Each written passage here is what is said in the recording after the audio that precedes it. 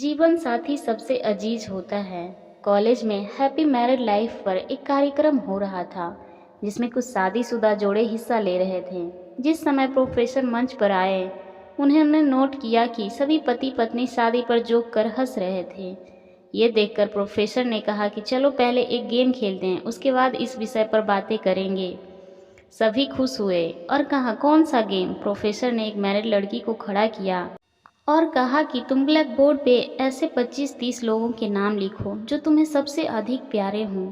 लड़की ने पहले तो अपने परिवार के लोगों के नाम लिखे, फिर अपने सगे संबंधी, दोस्तों, पड़ोसी और सहकर्मियों के नाम लिख दिए। अब प्रोफेसर ने उसमें से कोई भी कम पसंद वाले 5 नाम को मिटाने को कहा। लड़की ने अपने सहकर्मियों के नाम मिटा दिए। प्रोफेसर ने और 5 नाम मिटाने को कहा। लड़की ने थोड़ा सोच समझकर अपने पड़ोसियों के नाम मिटा दिए। अब प्रोफेसर ने 10 और नाम मिटाने को कहा। लड़की ने अपने सगे संबंधियों और दोस्तों के नाम मिटा दिए। अब बोर्ड पर सिर्फ 4 नाम बचे थे, जो उसके मम्मी पापा, बच्चों और पति का नाम था। अब प्रोफेसर ने इसमें से 2 और नाम मिटा दो। लड़की असमंजस में पड़ गई। बहुत सोचने के बाद, बहुत दुखी होते हुए उसने अपने मम्मी पापा का नाम मिटा दिया। सभी लोग स्तब्ध और शांत थे, क्योंकि वो जानते थे कि ये गेम सिर्फ वो लड़की ही नहीं खेल रही थी, उनके दिमाग में भी ये सब चल रहा था। अब सिर्फ 2 ही नाम बचे थे, पति और बेटे का। प्रोफेसर ने कहा कि एक नाम मिटा दो। लड़की अब सहमी सी रह गई। बहुत सोचने के बाद रोते हुए उसने अपने बेटे का नाम काट दिया।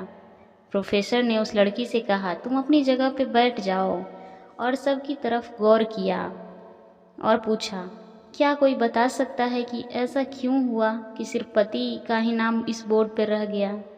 कोई जवाब नहीं दे पाया। सभी मुंह लटकाकर बैठे थे। प्रोफेसर ने फिर उस लड़की को खड़ा किया और कहा, ऐसा क्यों?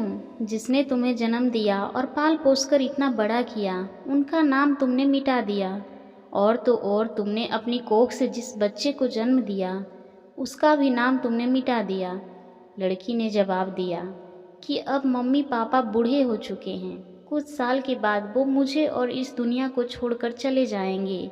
मेरा बेटा जब बड़ा हो जाएगा तो ज़रूरी नहीं कि वो शादी के बाद मेरे साथ ही रहे, लेकिन मेरे पति जब तक मेरी जान में जान है, तब तक मेरा आधा शरीर बन के मेरा साथ निभाएंगे।